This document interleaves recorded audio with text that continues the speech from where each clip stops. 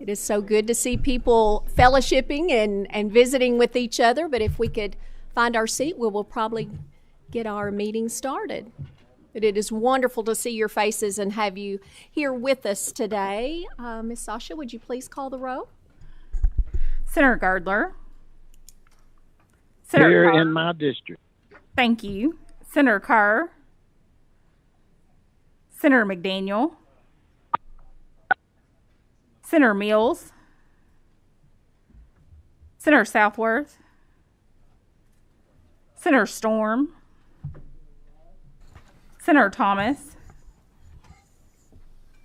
Senator Wheeler. Senator Wilson. Senator Yates. Present in person. Representative Baker. In person. Representative Beckler. Present in the room. Representative Bojanowski. Present in the room. Representative Branscombe. Present in the room. Representative Brown. Representative Callaway.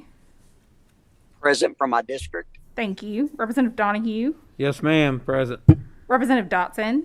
Present in the room. Representative Pfister. Present in the room. Representative Frazier. Present in the room. Representative Freeland. Present in the room. Representative Fugit. Present in the room. Representative Gooch.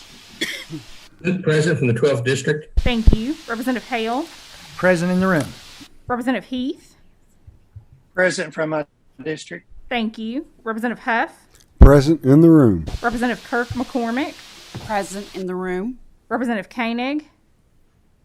Representative Lawrence. Present in the room. Representative Miller. Here in the room. Representative Palumbo. Here in my annex office. Thank you. Representative Raymond. Representative Reed. Here in the room. Representative Roberts. Present remotely. Thank you. Representative Rowland. Representative Sheldon. Present in the room. Representative Stevenson. I am present remotely. Thank you. Representative Tackett Lafferty. Representative Tate. Representative Timoney. Representative Wesley. In the room. Representative White. Present my district. Thank you. Co-Chair Schroeder. Co-Chair King. Present in the room. Co-Chair Pratt. Present in the room. Madam Secretary, Representative do we have a Brown. quorum? President Annex. Did someone else? Want it? I don't want it. If you didn't see anything. Okay, very good. Representative Brown. President Annex. Thank you, Representative Brown. We do have a quorum. Would someone like to make a motion to enroll the October minutes, please? So moved. All in favor? Aye. Very good. Thank you very much. So we will jump right into our presentation with Representative Chris Fugate and the First Frontier Appalachian Trails. Please assume the table and all of your guests, please. We look forward to your presentation.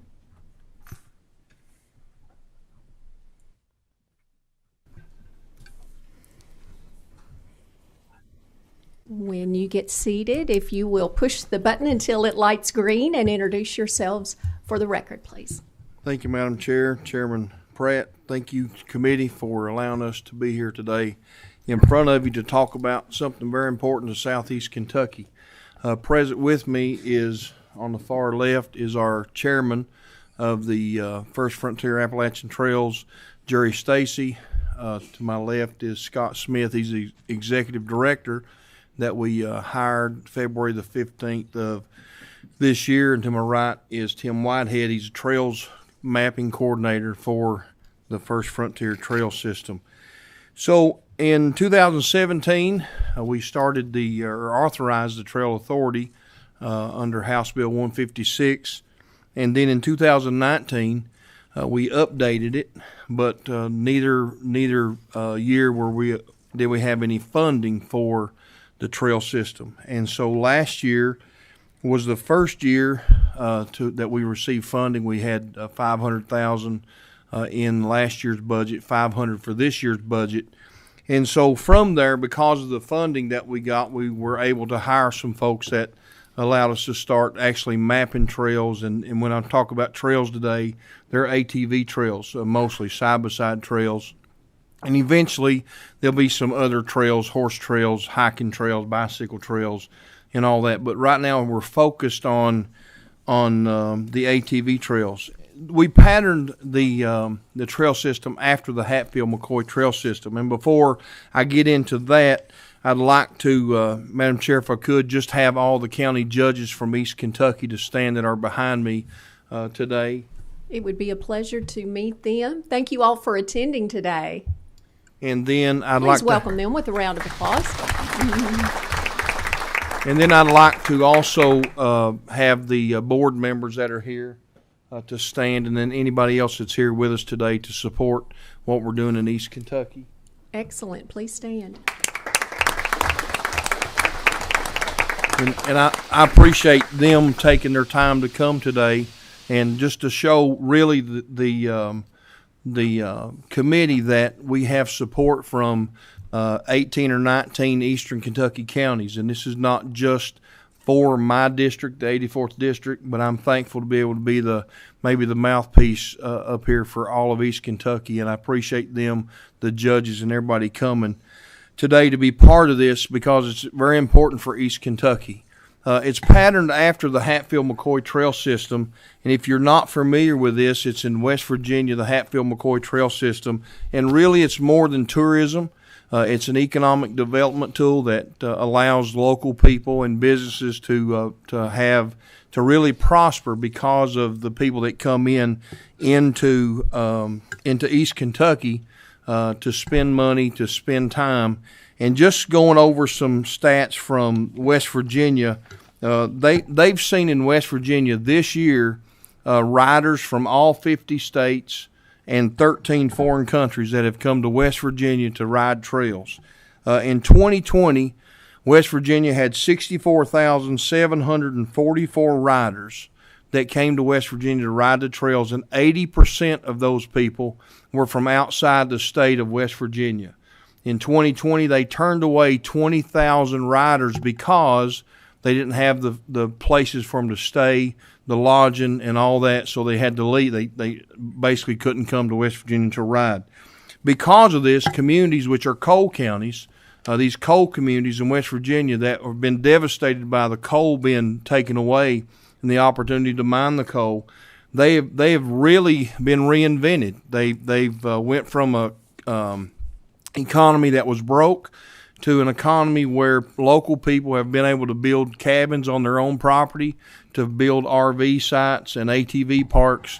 And these little small towns have been just it's unbelievable the amount of people that have come in and the spending of money in West Virginia. Now, in the they were authorized as an authority in 1996.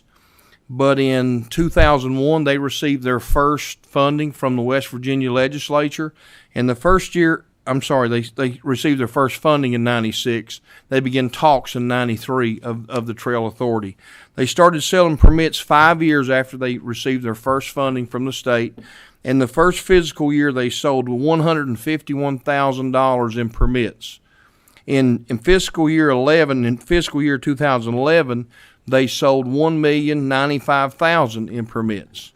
In fiscal year 20, they sold $3.9 million in permits, with a total economic impact to West Virginia, 8 counties, of $38 million.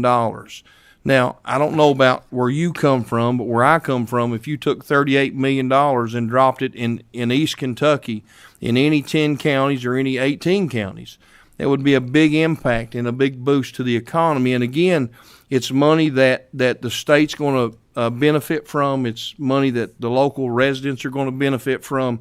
And so it's a great opportunity for us to mirror what they've done in West Virginia and have that same money coming into eastern and southeastern Kentucky. Just a few more stats that they've got. The number of people that comes in their groups, 44% of the time, there's 6 or more people that come in their groups. 47% of the time they rent cabins or motel rooms. So 47%, almost 50% of 90 90,000 people were there in West Virginia staying in motels and cabins. What a boost that would be to all of us, and all of us that are from East Kentucky can say amen to the fact that this would help our communities. That's why you see all the judges from all across East Kentucky, Democrat, Republican, all of us working together to try to help us go along with the vision that we have to see this happen in East Kentucky. Now, again, that $38 million impact was last year. It'll be the same or higher this year. And so that's money that's coming in every year because over 76% of the people that rode Hatfield Mccoy said they would return, 76.8%. Now, how has it already affected our area? So if you look at all the counties in our area, most are looking to buy or rent or create RV parks, ATV parks. If you look at Knott County, Judge Dobson, their county in 2019, they have an ATV RV park, and in 2019 they brought in $28,000. In 2020, their RV park brought in $120,000. This year to date, $278,000. And because the ATV world is growing and it's expanding, and so we want the opportunity for not just county governments to be able to create or build these RV parks and ATV parks, but private landowners. We've got some folks that live on the border of Perry County, Leslie County, Owsley, and Clay, and all kind of borders there together. They built an RV park this year, and they've been full just about every weekend. That's a smaller park, only 14 sites, but they've been filled every weekend, and they plan on building cabins and adding more RV parks. From that RV ATV campground, it's called Buffalo Camp and Ride. They can ride into the city of Booneville, Badeville, Oneida, Hyden, Buckhorn, to the Buckhorn Lake State Park. There are just trails everywhere. And so as we've been moving forward, we got to hire Scott Smith and as our executive director. He's done a great job. And really the first 4, 5, 6 months has been just organizing everything, just to lay everything out. Then we added, I started to say Brother Tim Whitehead. I thought I was at church. He is a brother. But added Tim Whitehead as the trails coordinator. And so, they've been mapping trails. They probably got, and I don't want to speak out of turn, Tim will go over some maps here in just a second, but we've got one trail system that connects Knott County, Magoffin County, Breathitt County, and Floyd County all together with one trail. But it also has the opportunity to leave the trail and go down into small towns and eat at Papa's Pizza Shop or stay in the local cabin or motel. So then the other trail system would connect. There'll be different pockets of trail system: Jackson County, Johnson County, Martin County. Really, every county has been really on the ball, mapping their own trails, giving those trails over to us to look. And now, after we map the trails, we have to go to each landowner and get landowner agreements, and that's what Tim does. And then we're getting ready to do job interviews for a third person. And so I'll turn it over to Tim now. He'll go through a short presentation for you, and then we'll open it up to questions if Jerry has something to say, or Scott here in just a minute after Tim finishes. But we'll answer any questions that you might have. Just want to thank you all for allowing us to be here, and try to just be as brief as I can with these maps here. Each one of them represents the trails that we've mapped, that we've rode and either GPSed or used an app to drive through and mark the trails. Every one of them is like these are. We've got 88 miles just on this map right here, and that's just a drop in the bucket to what's already there that we don't have mapped. And we're going through 4 counties there on that. That's one thing we've tried to do on each trail. We've tried to connect counties, not just do them in county. We wanted to see them connect each other and get close to some community or town. So the next is pictures of a kickoff event that was at Mine-Made Recreation Park. You can see who all was there. I think you recognize some of those folks. This is another picture of another map that's in Leslie County. We've got 217 miles mapped there. One trail that we recently added went right into the Buckhorn State Lodge. And we're looking to add a lot more trails to that's there that we just don't have mapped. There's another kickoff event that we had in the spring in Leslie County. As you can see, that first picture there was actually by some oil tanks that I'd worked on that for an oil company that actually drilled the wells there. But I thought that was kind of a representative of where the trails are going. And the other one there, two of the first one on the bottom and the last one is all on strip benches where they've mined coal. And here's Johnson County. The one in the red to the south there's 22 miles, I think. It starts in Van Leer and it goes past Loretta Lynn's home place. So that's something else we're trying to do, is to make each one of these trails go by some point of interest. And that one goes into another Martin County there to the right, and the other picture there I think is in McCoy County. Yep. And there was their kickoff event. Johnson. Yep, in Johnson County. There's part of their trail riding club there at the top, and then you can see all the people that were there with all the side-by-sides, which is, you can't see them all. The picture didn't represent them all. If I could say something just a second. Go ahead. On that day, we had a parade through the big city of Van Leer. Not real big, but it was awesome to have. Laura, do you know how many units we had that day? We had 132 units. So 132 units, which represents, you could say, 2 per unit anyway. And they had a parade through town, through candy out to the kids and different things like that. So it was a great day, big kickoff. The next one there in Jackson County, it's 167 miles that does not represent even part of what's out there that's not even mapped yet. And that's yet to be done. That's going in Owsley, Lee, Rockcastle, and Estill counties. So that's and those are going past points of interest too, including a lock that was on a river there that I've forgot the name of, but you show those pictures for that one. And there's a part of their trail system that they've been riding on, and some of the people that's in it. And this is just a very minute part of what's out there. These guys will go out there and ride, and they may be 50 of them, and they'll probably pass another 150 that's from some other area that's come in there and rode on a different trail. The ATV park in Knott County, I think Judge Dobson told me, 34 different states this year. 34 different states have been in the park in Knott County. So that's outside money coming into East Kentucky. It's not, us trading money within ourselves, but it's outside money coming in. Scott, do you have anything to add? Actually, I would just like to thank all the members of the committee for allowing us this time today.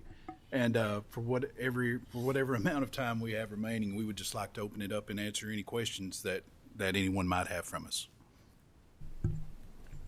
Jerry, you have anything you want to add? No, just we appreciate you guys inviting us today, and love to have the opportunity to show how much progress we've made in such a short period of time, and to let you know that we appreciate you guys, because of what you guys have done has allowed us to do what we've done at this point. Without your help, we wouldn't have been able to get where we're at, and we really appreciate that. And I, the thing that is so encouraging to me is we've got 18 counties all on the same page, pulling in the same direction to accomplish something that's going to help the entire region and not just one county.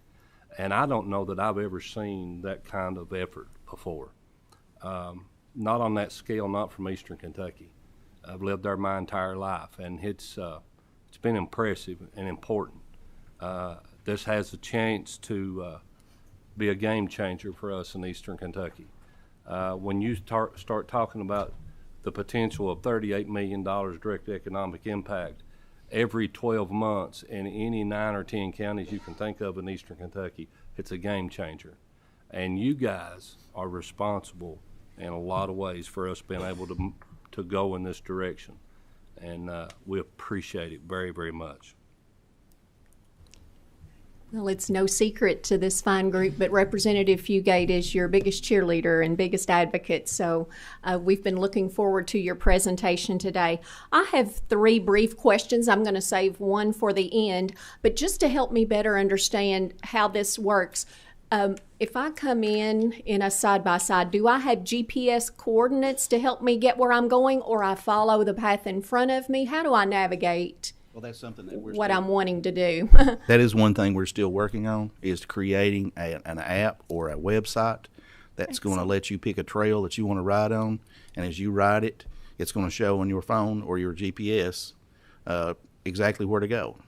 Excellent, excellent, very good. And then I was also curious, do we have an average stay or average miles? I'm not sure how we track the activity on the trails. Yes. Do we know what that is? Hatfield Mccoy trail system. And of course, we go by their stats because they're the model we're following.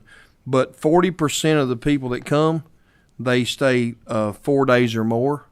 35% of the people that come stay 3 days or more. So 75% of the people stay 3 days or more. And then 35% of the people spend between $250 and $500. 25% of the people spend $500 or more. So that's, a lot of outside income.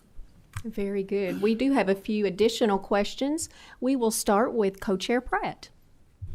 Thank you. Again, it's more of a comment than a question. Chris, thank you for your vision in this, and you guys, and you know this, but most people don't. My parents are from Knott County, and 5 of my siblings are from there, and you realize until you've been in that area what this means to those people in the area. So thank you, and thank you for everything you guys have done. Thank you, Representative Pratt. Senator Yates. Thank you, Madam Chair. First of all, thank you for being here. I remember during the special, we were breaking up and meeting in the groups, and we talked about some of the benefits. State of Kentucky, we need tourism. We know that Commonwealth of Kentucky is poor. We've got to do things to draw in outside money to offset Senator, could you pull your mic just a little closer? Thank you. Is that better? It is. Thank you. So I was going to say tourism. We got to double down on tourism. And so you were talking about the economic impact of that. And while that may seem kind of small in comparison to some of the other tourism economic impact, if someone comes to Kentucky, they may do the trail system for 2 days. They may go across the Commonwealth and do something else for 2 days. It could be a vacation. And so when we talk about quality of life, when we talk about the brain drain and drawing in talent, you've got to have amenities like this. And so I think that's the other picture. I was sitting there doing the math and you're saying 38 million, and compared to some of the other things we draw, may not seem as big, but when you put them all together, then it's a multiplier effect. And so right now, the side-by-sides, let's say if I wanted to come in from Louisville and stay in the cabin for a couple of days, could I rent a couple of, is there places already set up to rent the side-by-sides, get the cabin? Because to me, it sounds like that would add up to be a whole lot more than $500 once you start looking at the rental fees, the stays, and those things. Yes, sir. There are places that, like I said, every county is looking to start RV parks and different things, but there are some private individuals in some of the counties that already have cabins. I know that Knott County has cabins, and I know that they're trying to work a deal with someone to start renting side-by-sides. That's the only place that I know of where you can rent side-by-sides. But yes, there are opportunities already for people to stay. But if you look at the wave of people that came into West Virginia, one of the problems they had was they weren't ready for all the people to come in. They didn't have places for them to stay, places for them to eat. And so I think that we're already seeing people catch on to this in East Kentucky, and they're already starting to build places for people to stay. And so, yes, there are already some places that you can rent. Madam Chair, may I follow up with one question? Yes, please proceed. So looking into it, Kentucky's not huge. And we have different amenities, different places. We talked about a different thing in Louisville this morning onto it. We work in conjunction to have Destination Kentucky and have simply, you could take somebody from Louisville, we take a Miller Transportation bus, you drive them down to Eastern Kentucky, they stay the night there, they have an event, you come back over and you go up to Northern Kentucky. So I'm hoping that this year, this session, we work together into having one shared tourism site so that we can find a destination Kentucky. So I appreciate your leadership on this. Thank you, Senator. Thank you, Senator. Representative Dotson. Thank you, Madam Chair, and Representative Fugit. Phenomenal presentation today.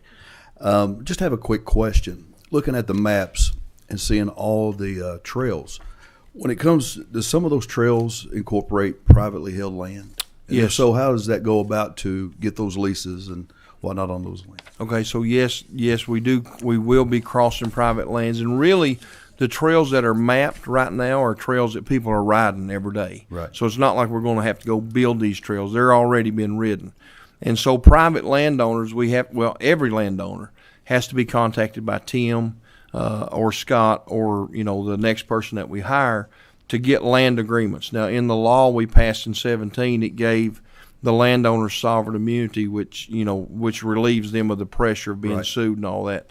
And so the process is Tim will identify on these, once he maps these out, then he finds out who the landowners are, and then he personally goes out to their house and sits down and drinks coffee with them and talks to them about the trail system, what it gives them the opportunity to do as far as the landowner to build cabins or whatever they want to do. Right. And then they sign the lease. And then, and only then, we can't sell permits until we have a complete track.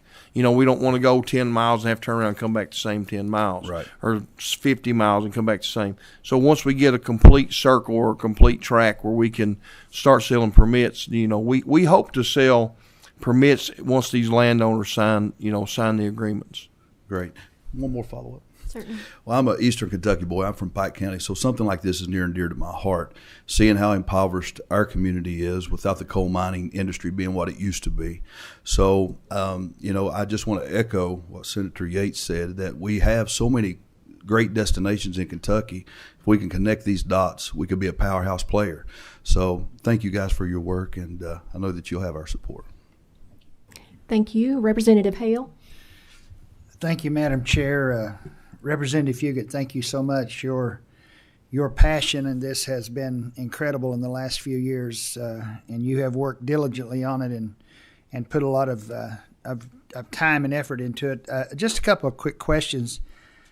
You have a governing board, is that correct? Yes, sir. We have a 12-member board, 9 counties represented, one person from the Department of Local Government, one from Tourism, and one from Fish and Wildlife, 12-member board. I'm a non-voting member along with Senator Smith. And would that board, are the county judges part of that board? Yes, county judges or their designees. Perry County Judge Scott Alexander has Jerry Stacy as his designee. And different counties, some county judges serve as the person on the board, but most have somebody in their spot that represents them. And if I may, would that rotate from county judge to county judge? It does, and the way we do that is each county serves 3 years.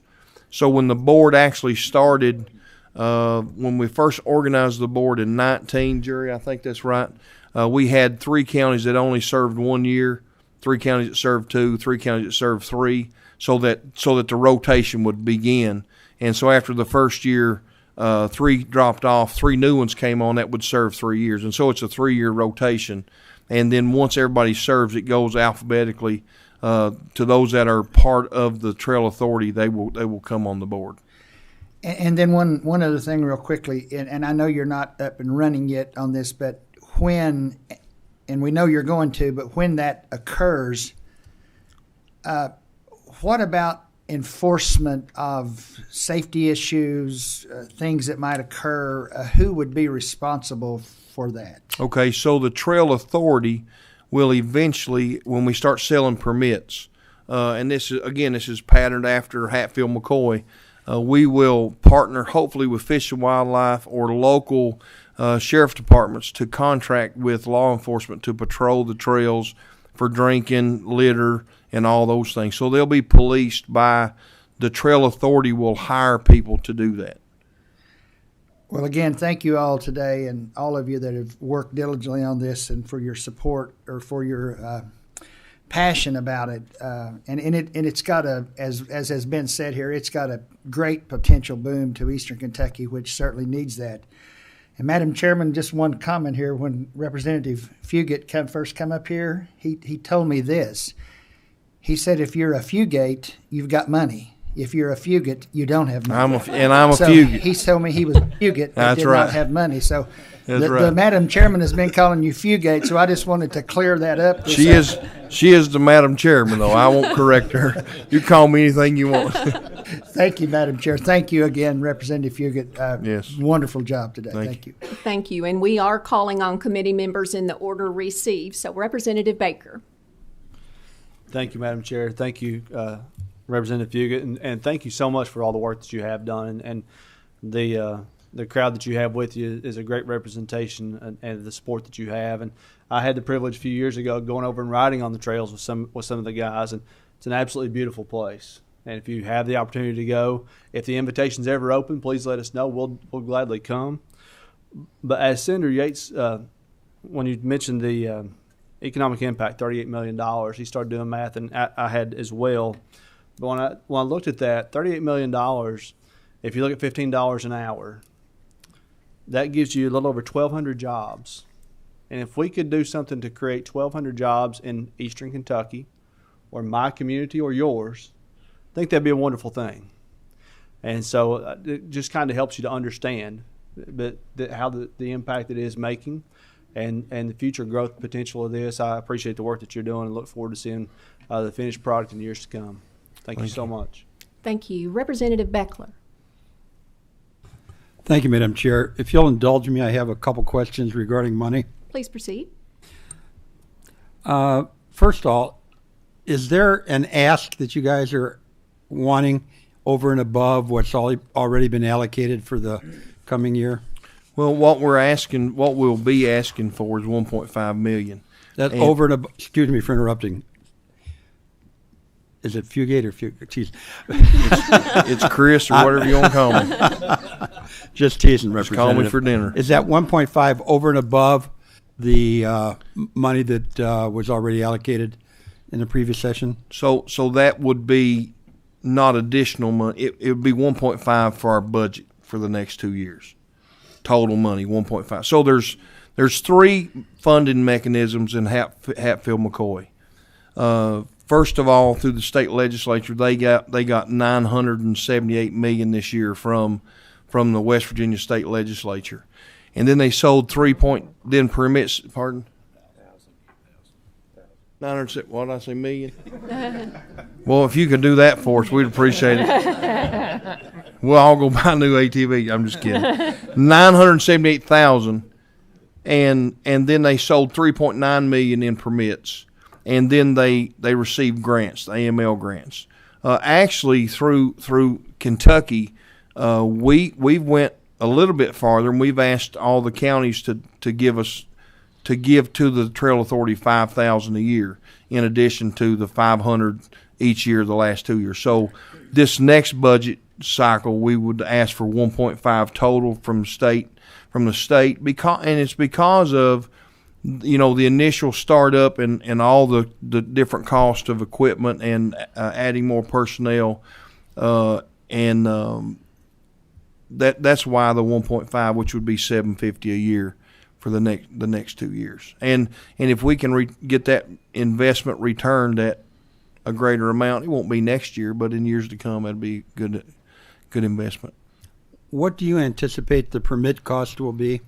The permit cost, again, in West Virginia is $50 per person for out of state, 20 per year, and it's $26.50 per person for in-state.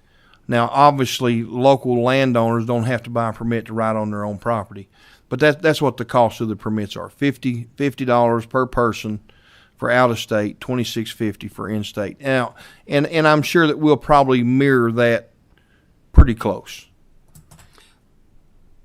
When you get the leases from the landowners, do you have to pay anything, or are they giving it to you? No, sir. There will not be any money. They will not be compensated for the lease. Basically, it is most of these landlords are being ridden on already, so it gives them sovereign immunity for accidents and different things. Then it gives them the opportunity to build something on their property to rent to make money.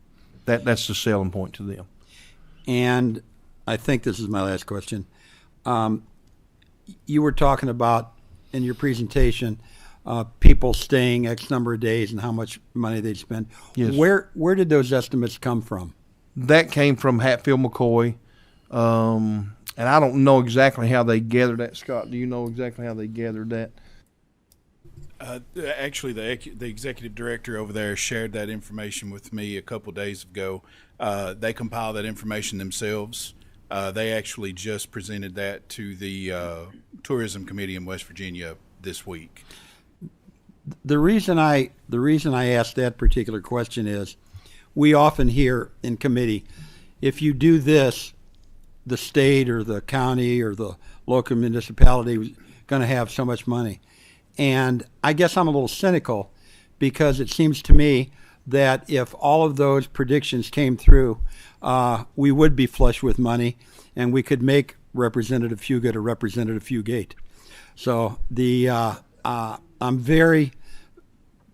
I don't trust those numbers, and I'd be really curious if you could prove them to me. Thank you. Thank you, Madam Chair. I would be surprised if you did trust them, Lynn. Duly noted. Representative Bojanowski, please. Yes, thank you. So this is something way out of my experience. I think I've been on a side-by-side. Is a mule the same thing as a side-by-side? Yes, Okay, so I have a friend with a farm in south of Glasgow, and I've been on one of those. So my question is, do we, with the increased population and people using the trails, do we have the infrastructure for emergency services from accidents on the ATVs? And then kind of following with the question earlier about sovereign immunity, who is paying the liability insurance for that immunity? The Trail Authority will pay for the insurance for that, which is another reason why the $1.5 million ask. And then as far as the infrastructure, as far as fire departments and locally, and I'm sure there'll have to be some added, but locally, the volunteer fire departments, I don't know how it is where you live, but the volunteer fire departments are the people that we entrust to respond to ATV accidents and rescues and all that right now. And, there is a lack of participation in local fire departments and volunteering and service and stuff like that. So there probably would be an added cost. But once we get, to the point where we hire people to patrol, then, I would think that we would respond to that. Now, not have a full-blown rescue squad, but the local fire departments would be the ones that would respond to most of those. Thank you. Representative Kirk McCormick. Thank you, Madam Chair. I want just to say that I am been kind of involved with this, and it's been so exciting. I grew up with ATVs and so forth, and I had an opportunity this summer to go and ride with Chris, and it was a great day. Recently, just a couple weeks ago, had one opportunity to ride again with the local airport manager at home, and it was just absolutely phenomenal. There is just so much potential that it's unbelievable. Someone had asked a question, and I represent East Pike County. There is already Trailblazers. There's actually 3 businesses there that operate. They have rentals. They do tour guides. You get a guide with your ATV, and they also provide lodging. And I can tell you right now, they're really good folks. I've ridden with them, and the cabins, or his rental property, stays completely full. Mm-hmm. But one of the things that we're seeing is that a lot of people from the Hatfield and Mccoy Trail, we are on the border of West Virginia. My territory is. The river just separates us. But a tremendous amount of those people that ride and pay in West Virginia for Hatfield and Mccoy, they come and they ride on Kentucky property, and they're doing it free. I mean, they're riding our trails, and West Virginia's getting the money for it. So that's something that we'll have to hopefully work on, and it's very exciting. I see all kinds of potential. I see that the people in my precincts are pretty excited about it. So I'm here to help in any way I can, and just know that you have my full support. Thank you. Representative Pfister.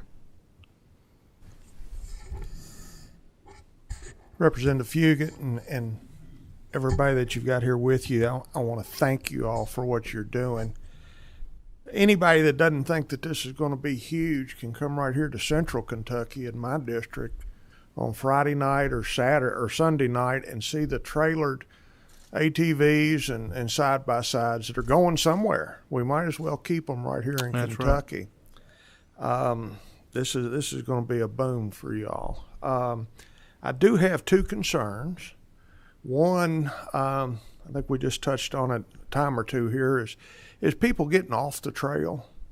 I know that's an issue in parts of eastern Kentucky right now.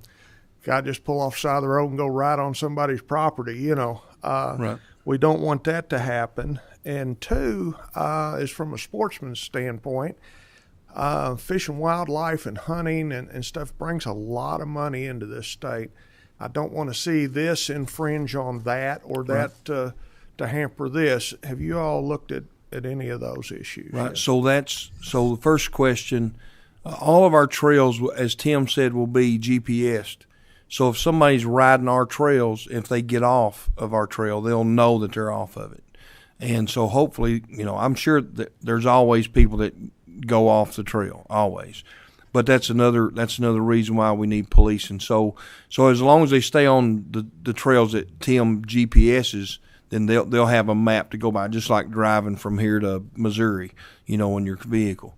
Second question, we do have concerns some about the elk because of elk season and different seasons like that. That's a good reason why we have Fish and Wildlife on our board, to help us make those decisions. And I would think, and we've not got that far along yet, but the board will look at those issues, and certain areas or certain trails may be closed during a certain, long rifle elk season or something. So those are issues that we've talked about and that we'll have to care for. But again, that's why Fish and Wildlife is part of the board. Thank you for that. And if I can be of any support to you, please let me know. Thank you. Our final question is with Senator Southworth.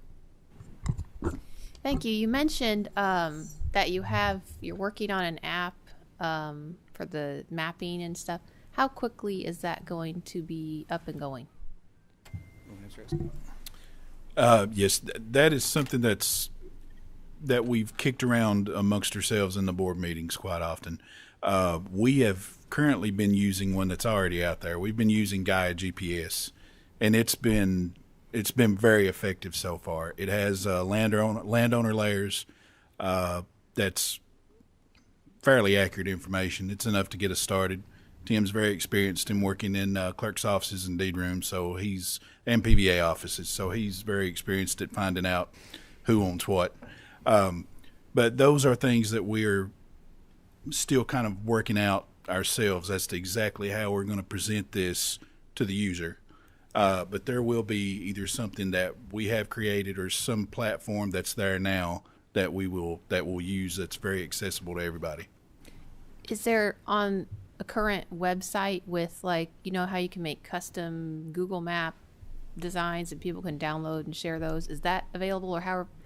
I'm thinking of these 34 states that have out-of-state people coming in. I know that the people in Knott County don't mind having no GPS, but I'm thinking of all the other states who may not be used to our terrain or our lack of cellular service, how they're planning on getting around. And I think if they have those downloadables or whatever, is that already going on, or are we almost there? That is actually available in the platforms that we've been using ourselves. You can download the maps prior to riding so that you don't have to have service while you're out there.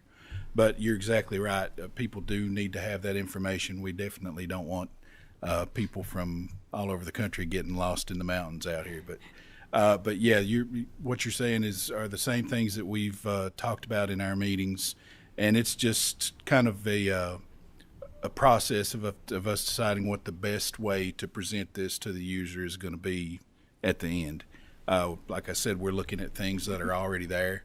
I'm an avid rider. I ride just about every weekend, and I map everything I ride. I know Tim rides a lot. We've mapped a lot of these trails that we showed you earlier together.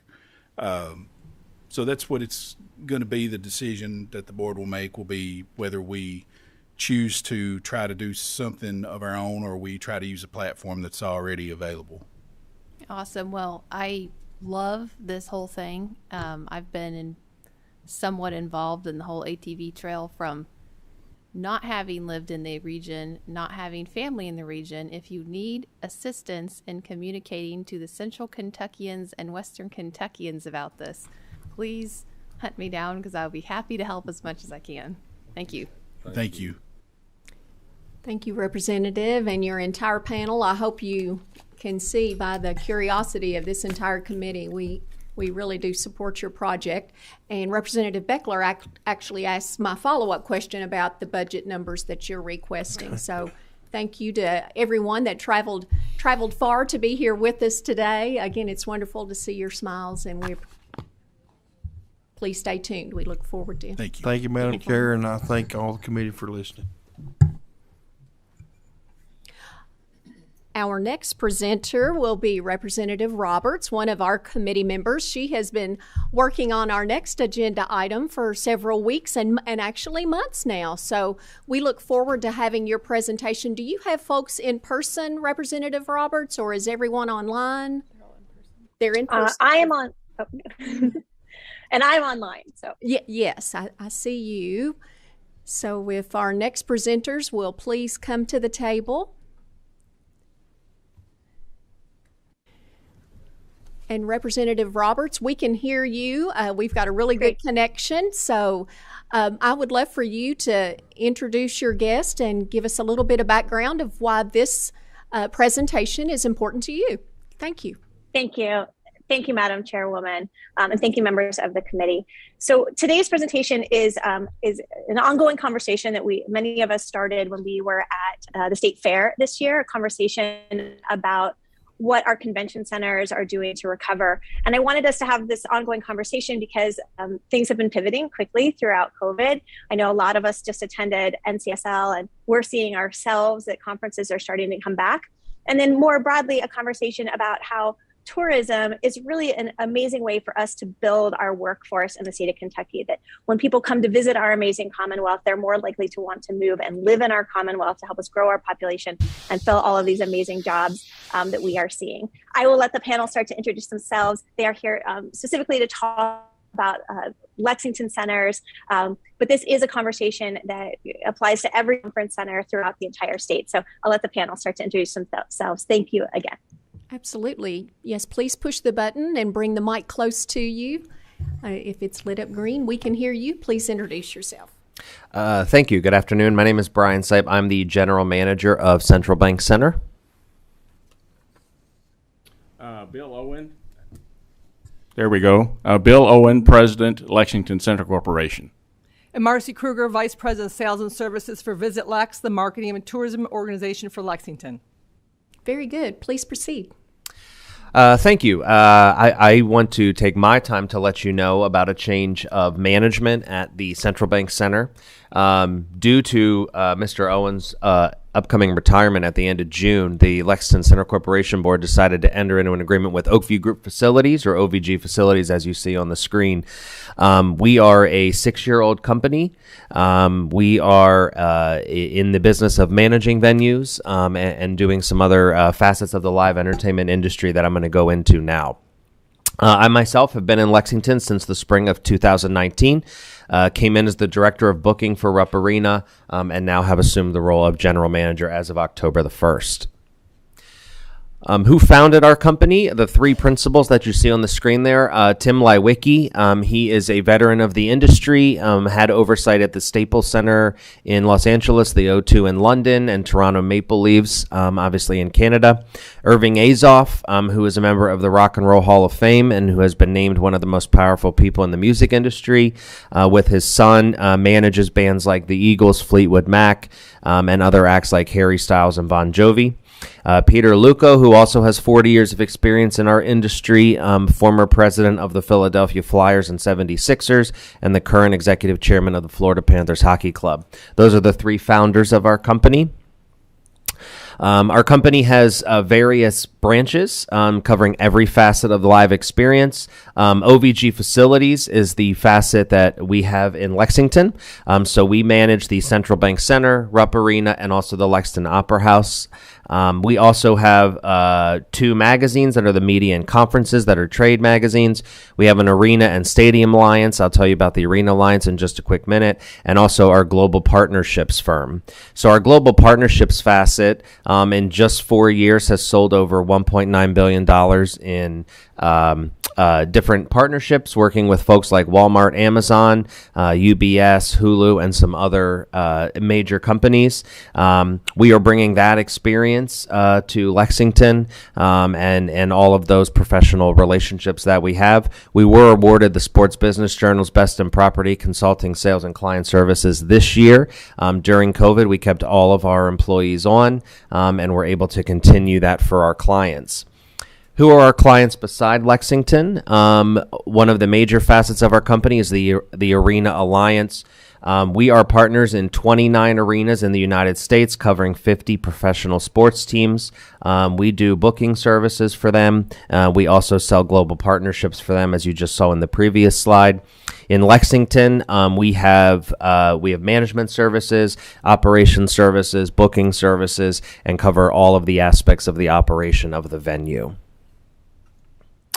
I'm now going to turn it over to Bill Owen to talk about the construction project. Thank you, Brian. I'm delighted to be back in this chamber. It's been 2016 since I was here last, and I see some familiar faces and some familiar names when we were here asking for your support to expand our facilities and renovate Rupp Arena, which is now Rupp Arena at Central Bank Center.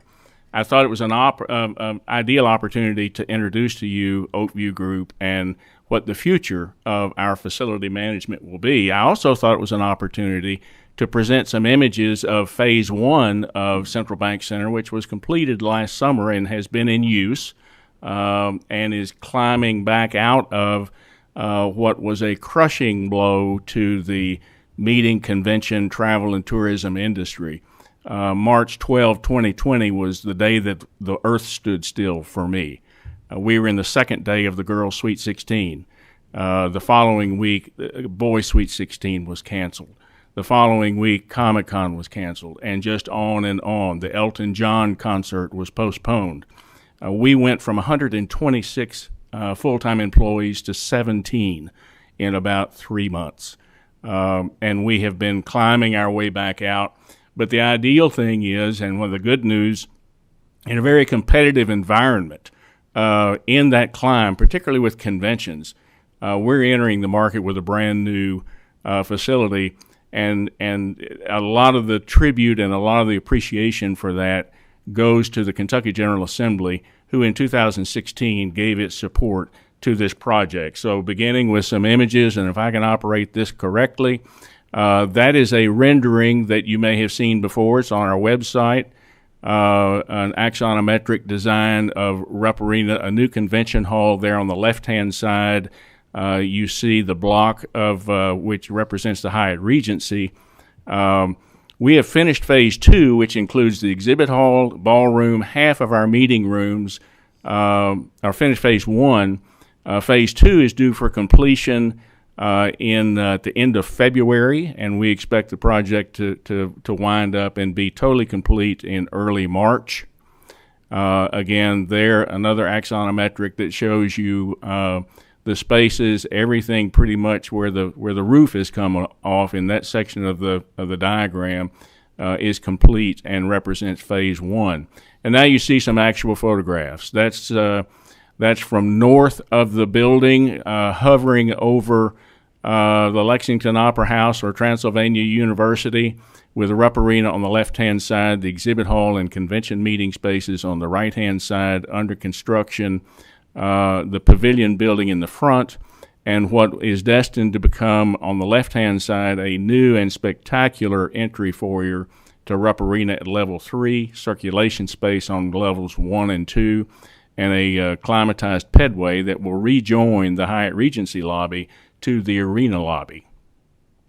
Another photograph, that's from the south.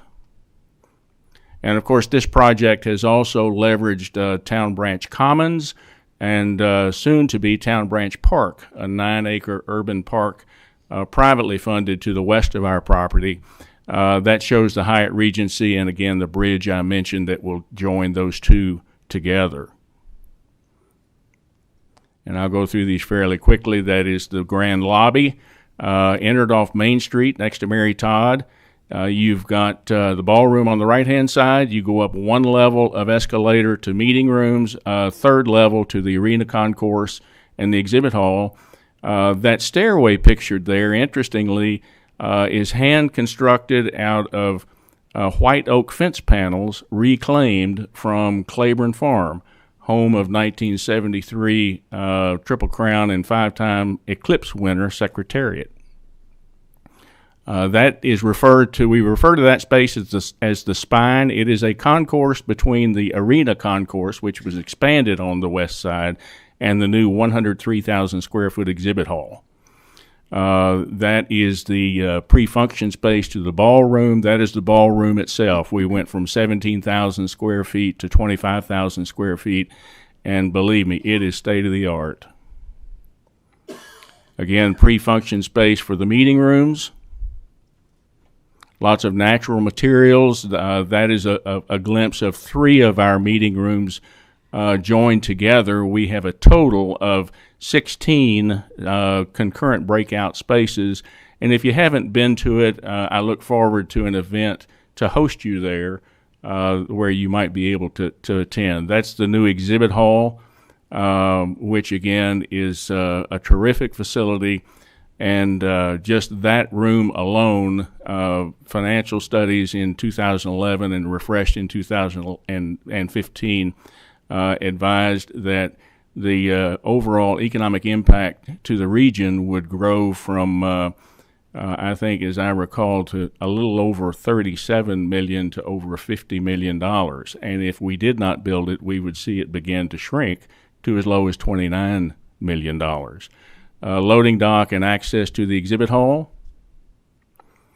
That is one of the University of Kentucky hospitality rooms that is occupied by the Wildcat support on game day, but is available for us to use to book conventions and food service and a variety of things, and is being used for those purposes. So with that, I'll ask Marcy Kruger to review. Again, our industry took a terrific beating as a result of the pandemic. We are in the process of climbing back out of that beating. So support for marketing and other things in a fiercely competitive convention market is critical, not only for Lexington and Central Kentucky, but indeed the entire state. Marcy? Thank you, Bill. Again, we very much appreciate you allowing us to be here today to talk about the Kentucky travel industry and specifically about meetings and conventions today. The last 20 months have been devastating for our industry. In Lexington alone, our hotels lost $153 million in hotel room revenue from last March through October of last month. And that doesn't even take into consideration the local businesses, how much they lost in food, beverage, entertainment, and retail as well, just because our visitors were not coming to town. The impact of the tourism industry also hit our staff members, as many people lost their jobs, were furloughed, or their hours were reduced significantly. At Visit Lex alone, we canceled over 270 meetings and conventions due to COVID-19. That's representing over 100,000 room nights that never materialized in our city. The overall economic loss to Lexington from just meetings and convention attendees is over $42 million currently. That is an average loss of $2.3 million per month by not having those meeting attendees in our city. The Visit Lex operating budget was reduced by more than $4 million. In 2020, we started the year with $8.3 million, and then after this effect happened, we reduced our budget by 50%, which impacted staffing, marketing, and our proactive sales effort as well. You can take the mirror image of Lexington and put that also into the other Kentucky cities that rely on meetings and conventions. Our friends in Northern Kentucky, Louisville, Owensboro, Bowling Green, everybody in Kentucky has been impacted from COVID. We are in the recovery mode, and meetings and conventions are starting to come back, but like Bill said, the competition is fierce. That is why the statewide tourism industry is collectively requesting $75 million in ARPA money. Our city competes for conventions and businesses mostly in larger cities that have a much larger budget. Our top competition typically is Cincinnati, Columbus, Indianapolis, Memphis, Nashville, and St. Louis, just to mention a few. And as you all know, those are much larger cities with much larger budgets as well. I'm happy to share some recent wins that we celebrated as a team that are a direct result to the new expanded convention center. The Southeastern Theater Conference outgrew our former building, and they said, let us know if you change the building, we will come back. We just earned their business back, and they're going to return to Lexington in 2023. This convention alone is an economic impact of $4.4 million to Lexington over the 4 days that they're in our city. We also just bid on the National Bible Bee Convention. They had put their bid out to over 10 cities, and they narrowed it down to just 2. It was Tulsa, Oklahoma, and Lexington, Kentucky, and we are pleased to say that we did earn their business, and they will be in Lexington next November. So November of 22, it's a very short-term booking. And that booking represents an economic impact of $2.3 million to Lexington. So again, it's a celebration of those two, but we need to get more and more groups coming back into not only the Lexington Convention Center, but all the convention centers and large hotels in the state of Kentucky. The ARPA funds will definitely help us with the cities of Kentucky to market and promote meetings and convention business and welcome them back into the beautiful state of Kentucky and to leave their money here with us in our state. So thank you all again for your consideration. And the last slide again just represents the $75 million is actually less than the 3.5 of the Kentucky ARPA money funds that are available. And we just appreciate your support of our industry, and we'd like to get back to do what we love. Excellent. Representative Roberts, I would like to defer to you for the first comments and/or questions. Please expand on anything you would like. Thank you. Thank you to the presenters. Y'all did a great job. Thanks so much for bringing that. Gentlemen, I'd just like to say I'll speak, I hope not out of turn, in behalf of the committee, that we'd all love to take you up on the invitation to come tour the new facility, and perhaps next summer one of our interim joint committees could be held there so that we can all see that firsthand. Marcy, thank you so much for talking about the ARPA funds and the marketing. And I wonder if perhaps you could take a moment, maybe all three of you, to talk about how we can help to better market the Commonwealth for these. So it's great that we have upgraded facilities. It's great that our regional airports and our international airports are expanding and getting flights in. So I know that conference bookers look for the facility, they look for access. What else can we do to help elevate Kentucky to the top of this list? What would those marketing messages look like? I think one of the plans that we have is to make sure that, they don't always think of Kentucky as the first city that they think of. They think of the larger top competitive cities. And I think it's all about the marketing effort. If we get some of these funds, we want to go outside of Kentucky and market into the other cities that are most likely to come to the state of Kentucky. It's all about awareness. The other thing that we can do is at these conventions that we go to when we meet with meeting planners, it's really important if we can go and be a sponsor, which means I would sponsor lunch and we'd give be able to get up there in front of the 2,000 meeting planners and be able to show a beautiful video of Kentucky. When they see what we look like, they're like, wow, that your state is gorgeous, but I had never been there before. So the more we can market and promote the beautiful surroundings and the new facilities, I think it would be extremely helpful. Brian or Bill, anything else you'd like to add on that? Good night. And we'd like to go to more trade shows. Currently, we go to as many trade shows that we're able to, but there's a lot of meeting planner trade shows that we need to be at that our competitors are at, and we just are not yet just because of the budgetary restraints. Representative Roberts, do you have a follow-up, or do you want us to go to other committee members for questions? No, I'm good. Thank you again. Absolutely. Absolutely. The first on our list is Senator Thomas. Thank you, Madam Chair. And first of all, I'll say, Bill, it's so good to see you again. I heard that you were leaving us, and you will sorely be missed by not just the Lexington community, but across the state. You've been just an excellent leader of the convention center there. And I don't know if the members remember that you actually hosted us back in 2016 during the Southern Legislative Conference, and the facilities you provided and the help you extended to all the legislators from across the state was just significant. I remember a group from Mississippi came to me and wanted to see Rupp Arena and tour the UK locker rooms and all the glory of Rupp Arena. You were very gracious in allowing those Mississippi legislators to come and see Rupp Arena, see the UK, the Wildcats locker rooms, and so I appreciate everything you've done, Bill. And as to you, Marcy, it's good to see you. I probably need to get on your calendar, because it looks calendar soon. So we'll make that happen. Wonderful. Thank you. Is Patricia Knight still there? Of course she is. Okay, well tell Patricia that Reggie said hello. I will. Thank you so much. All right, thank you. Thank you, Senator. My dear friend, Representative Palumbo on Zoom. Thank you so much, Madam Chair.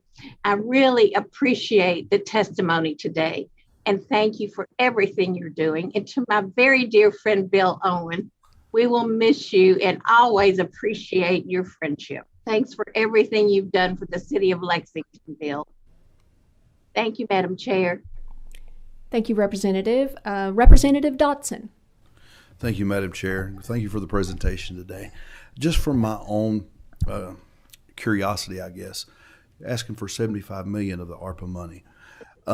Could you explain a small breakdown of how those monies could be used, like building staff, promotional materials, and how are we marketed when it comes to conventions? Because I'm trying to figure it out. I don't know much about that business model, just from my own curiosity. Sure. The way that the Kentucky tourism industry had broken down the request is that $15 million of it would go for marketing Kentucky itself, and it would be handled through the Kentucky Department of Tourism. Then the other $35 million would be for marketing, but it would be disseminated down to the cities themselves so they could put together their own marketing plan that works best for their own city and community. And then $25 million is going to be used also with the cities that have convention centers and large hotels in order to market and promote to bring more meetings and conventions to the city. What we find is that the leisure message kind of folds over to the meetings message, because if you come here to Kentucky as a leisure traveler, you're like, oh, you know what? I'm a member of an association. I should raise my hand and ask them to consider one of these lovely cities in Kentucky. Or you come here for a meeting. We had Lutheran women here last year in June. It was the first group into the new building, and they all left. They're like, we got to bring our families back. We had no idea that there was this much to do, not only in Lexington, but they left and traveled to other cities in Kentucky. So it really is about the marketing campaign and to elevate ourselves. And then the other thing we like to do is bring meeting planners in for a tour of Lexington and the cities, and we can do that with additional money. Right now, with our small budget, I have a group that we're going to probably bring in April. It's only 30 people. I'd love to be able to do that 4 times a year to get people here, because once they come to Kentucky, they fall in love with the state.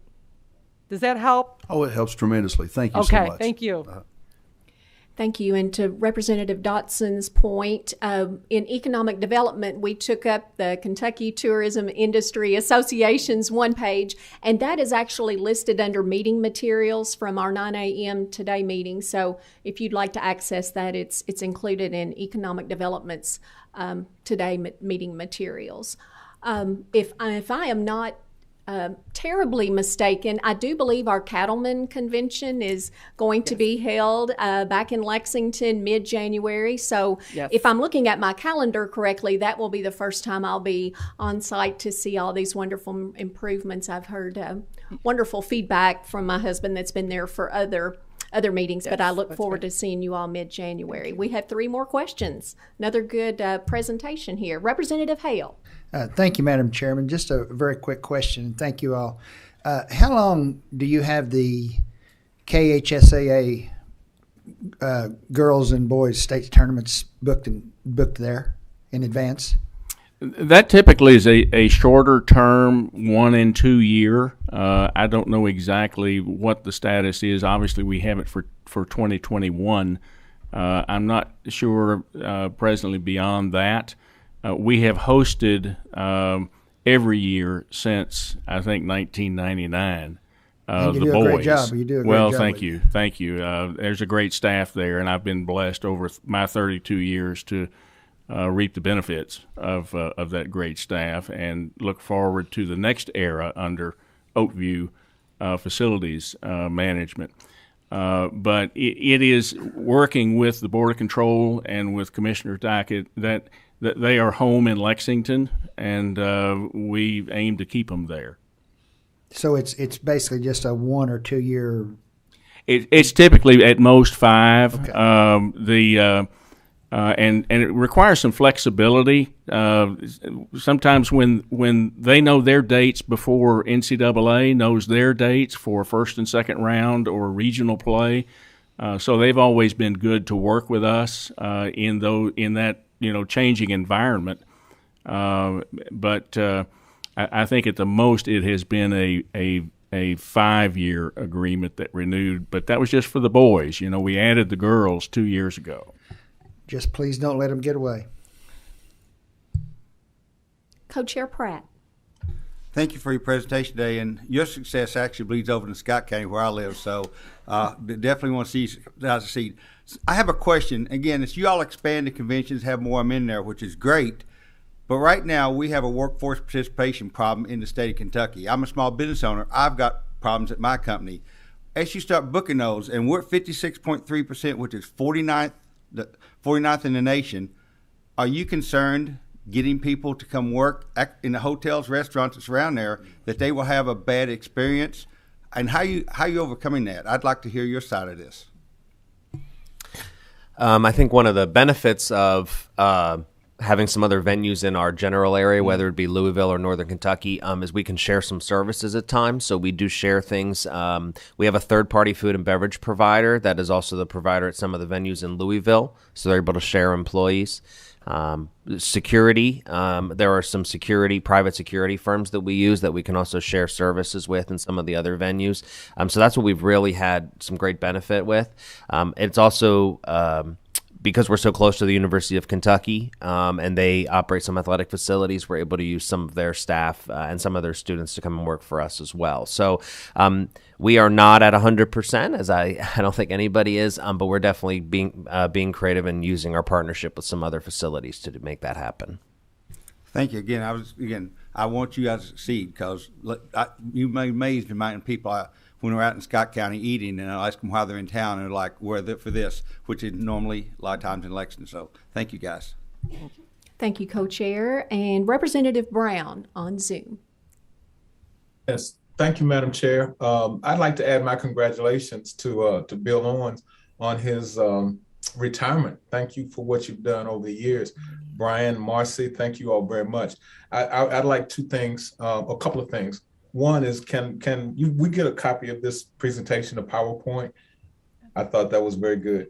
The second thing, can we get a tour as soon as possible? The facility is absolutely awesome, especially down on Main Street. It looks like a spaceship coming down out of Star Wars, and that it is just an awesome looking building. And right now, I think the ingress and egress is only on High Street. Is that correct? Interrupt. It is now on Main Street. You can enter off of Main Street there next to Mary Todd Lincoln and access the RUP concourse at that point.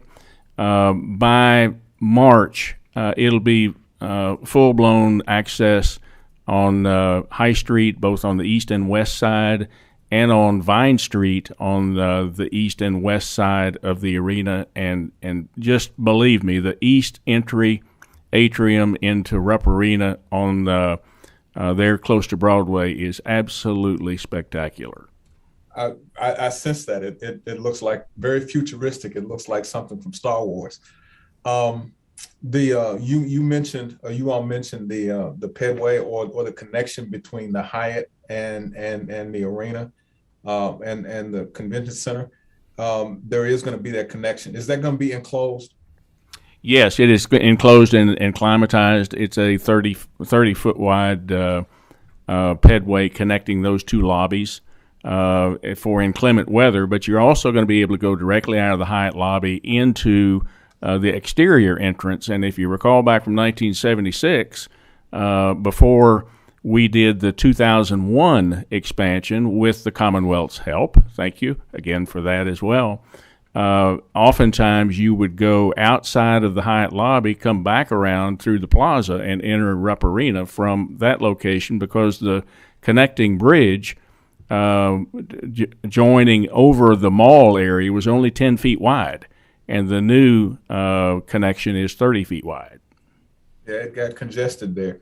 One other thing, and I've forgotten the number. Can you tell me how much the expansion and the renovation cost? What the cost was? Total project cost is $310 million. I might add at that juncture, when the pandemic hit, it left us absolutely empty to be able to make debt payments, and the city issued an additional, I think, about $32 million of bond indebtedness and took about 30 months of debt service and put it on the back of the loan. So the city's investment in this project is vastly more than was originally anticipated in 2016. But that just shows the support of getting this project finished after 10 years, over 10 years of planning, design, and construction. Bill, am I correct in remembering some of the things that happened with LFCUCG and the relationship between the Lexington Center? Is not the Lexington Fayette Irving County government the owner of that facility? That's correct. The Lexington Fayette Irving County government appoints our 13 board members. 2 of those ex officio are city council members. They serve a 4-year term, and Lexington Center Corporation is a corporate agency of that government, much like the airport. Okay.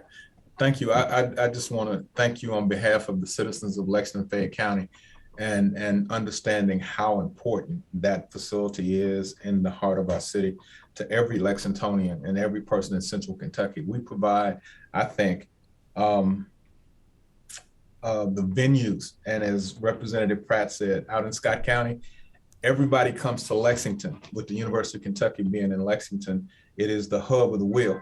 So thank you very much for coming up with a unique opportunity and a unique facility. Thank you very much. Thank you, Madam Chair. Absolutely. And for Representative Brown and all of our committee members, all of these presentations are available under meeting materials on the LRC website. Representative Roberts, I sincerely appreciate your hard work on this, bringing this good presentation into us. And I'm going to circle back to you for any final closing remarks. Thank you so much, Chairwoman. And thank you again to the presenters. You guys did a great job. You know, each of us here is cheering you on and cheering on the convention business in the state of Kentucky. And I'll just reiterate, and if you all have any maybe comments on this as we close, just how important it is to get people to come to our amazing state. If they come as tourism, or they come visitors for a convention, and once they see our state, it's one of the best tools we have to recruit people to move here and become part of our communities. So thank you very much. Thank you.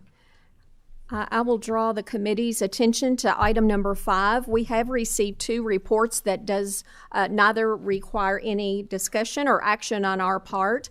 A is the Kentucky Economic Development Finance Authority Construction Activity Report, and B, the Commonwealth Office of Technology 2021 Personal Information Security and Breach Notification Annual Report.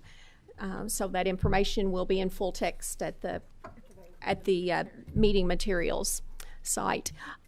We do not have a December meeting scheduled.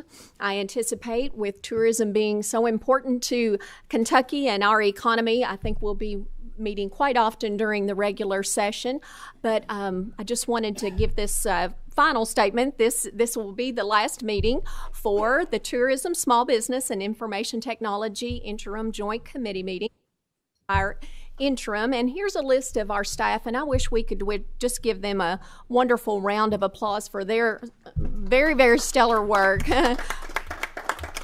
We have Sasha Allen, Kirk Smith, Audrey Ernstberger, and Drew Baldwin, who served us all this entire interim, and Andrew Mano, which has been with this committee for quite some time, has gone on to a different department here in LRC. But Janine, if you could raise your hand. This is Janine Coy, and she will be our new committee staff assistant, and we're going to have a lot of fun. I think we've got the most fun committee here in the General Assembly. So it's a lot of hard work, but we're going to have fun doing it as well. So are there any final comments?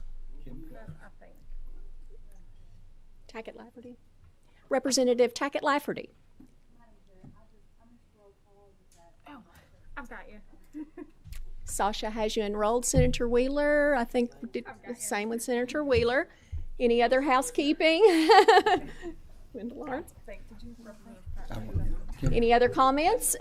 Co-Chair Pratt. Again, I want to reiterate the Chairman's Sentiments Day. Thanks, staff, for putting up with us. Thank you for making us look good, and thank